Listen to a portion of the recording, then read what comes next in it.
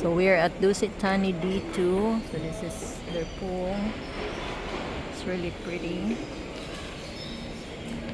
All the way to... Ang ganda ng pool nila here.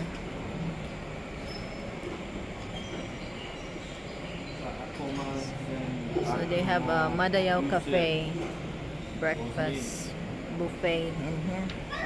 So we're waiting for my sister to come down. Having breakfast here at Dusit Thani D2.